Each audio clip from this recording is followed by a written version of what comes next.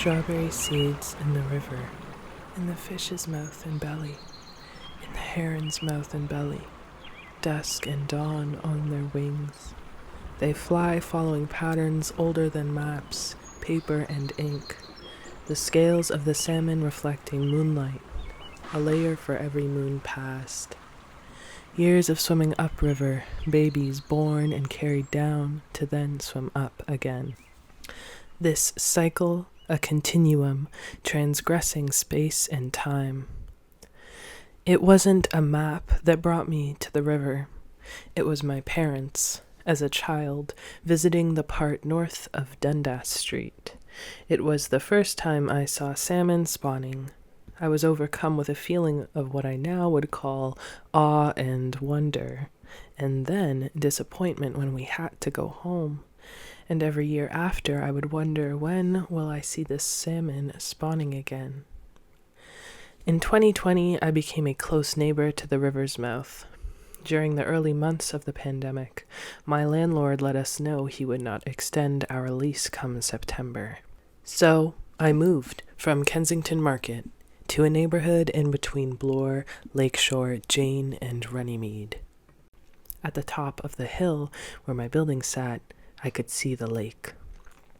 Behind my apartment building was a small ravine with a stormwater stream connecting to a pond where I often saw herons. If I walked across the street, I would come upon High Park. If I walked down the street, the lake. And if I walked in the opposite direction, the mouth of the Humber River and the pathways that cut alongside it. I learned that those pathways were routes of travel older than the highways that cross over the mouth, hoisted above the water on concrete and steel stilts. Older than the city. They call it the carrying place now.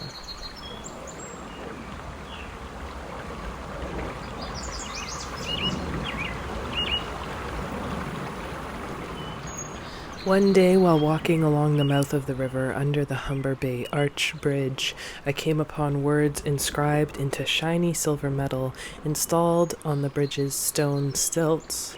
An excerpt from an old colonial text detailing Etienne Brulé, a French settler coming upon the river in 1615. I'm certain there is much to be said about how he came upon the river, how he was navigating and who was helping him, what maps he followed, whose directions he took. However, those details are not inscribed. The engraving's words note how the mouth of the river was an important gateway to the interior of the continent for Etienne. On another metal engraving, there is a list of fish that traveled and still travel up and down the river. The mouth of the river is a portal. Further upriver, about half a kilometer at the top of the hill on the bank, a plaque erected by the Canadian Heritage River Systems in February of 1999 has 3 translations of a short paragraph acknowledging the indigenous nations who have long lived, met in council, traded, and traveled along the river. The first translation is in a Haudenosaunee dialect. I'm not sure which specifically. The second translation is in French, and the third in English. The plaque's title is the river's Haudenosaunee name, Nahwegahbo, which translates to Little Thundering Waters. Kobechenonk, the Anishinaabe name of the river, is not on the plaque. Printed at the bottom of the plaque is a note about the plaque commemorating the Humber River as a Canadian heritage river. This is a river that carries many names.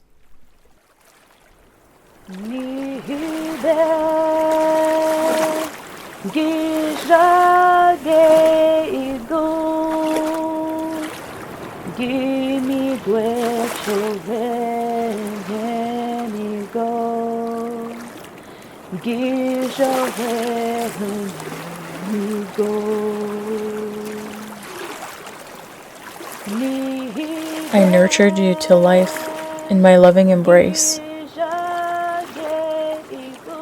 I bathe you in my arms, gently caressing each part of you.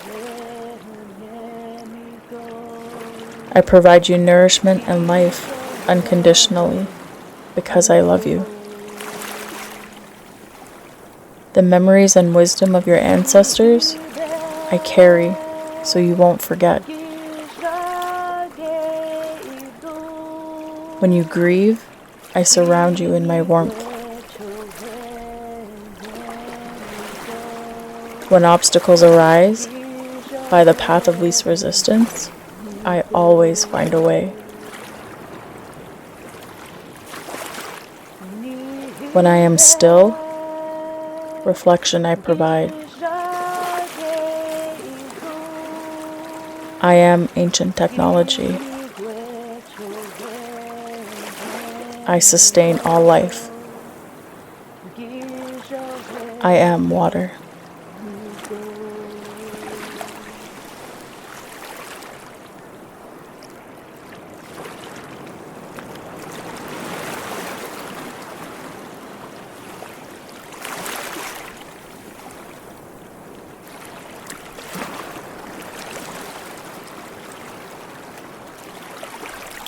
Nihibe gishage igu gimi gwecho venigo gisha venigo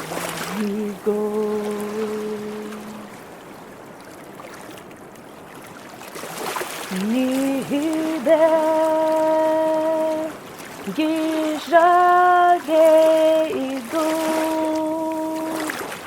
gimi gwecho venigo gisha venigo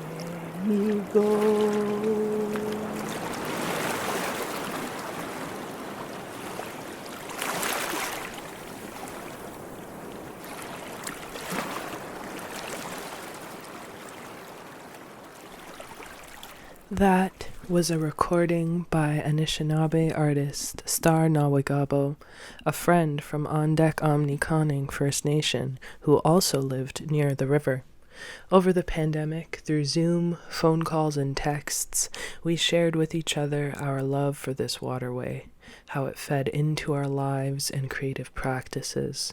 In 2022, she invited me to collaborate on a mural in her neighborhood, the Mount Dennis area. The river was a big inspiration for our creation as it snakes its way through this area. Unfortunately, that project fell through. So we reimagined it a couple of years later as a vinyl mural that was installed in the same neighborhood. At this point, we had both moved from the city. Unfortunately, that was taken down without our knowing or consent. This is the third iteration of our original image. Although I painted these wooden cutouts, Star is an integral part of their existence. I am now living in Prince Edward County, unceded territory of the Haudenosaunee, Anishinaabe, and Wendat nations. I am painting these cutouts during the season of heron migration. It always feels like a gift to see one flying in the mornings and evenings over the lake. This place sits on an archipelago that is cut off from the mainland by a river known sometimes as the Trent Severn Canal. In a local thrift store whose profits go to the local hospital, I found a publication reprinted from 1911, published by the Department of Railways and Canals of Canada. The title is Reference and Guidebook of the Trent Canal, including Kawartha Lakes, Lake Simcoe, and Lake Couchiching.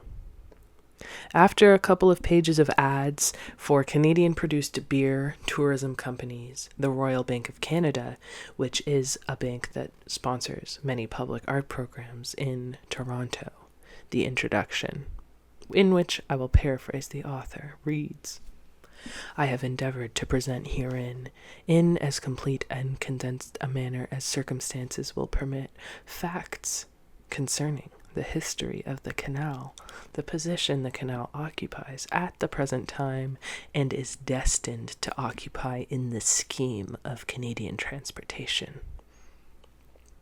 However, this endeavor falls beyond short, and I am curious about the author's assumption of authority and so-called condensation of over tens of thousands of years of travel across the waterways he spills his ink into. I am reminded of the plaques along the Humber River. Moments later, a familiar name appears on the page, and I recall the metal engravings from the mouth of the Humber. Moments later, a familiar name appears on the page, and I recall the metal engravings from the mouth of the Humber. I meet Etienne Brûlé again through this written historical account of the waterway that runs north of me, the waterway that, like the Humber, stretches from the lake. We meet on the page, before his run-in with the Humber River that I, further along the waves of time, in a direction often falsely referred to as past or backwards, sit along the bank and watch thousands of cars speed across highways that are not even 100 years old, while herons emerge from the phragmites, those phragmites who arrived here as seeds in the ballast waters of ships like Etienne's and have displaced many of the essential cattails. And the cattails still grow, and the river still runs, and the salmon still run, and the herons still move back and forth with the sun and the moon, these ancient migrational routes. And I heard a flooding is coming.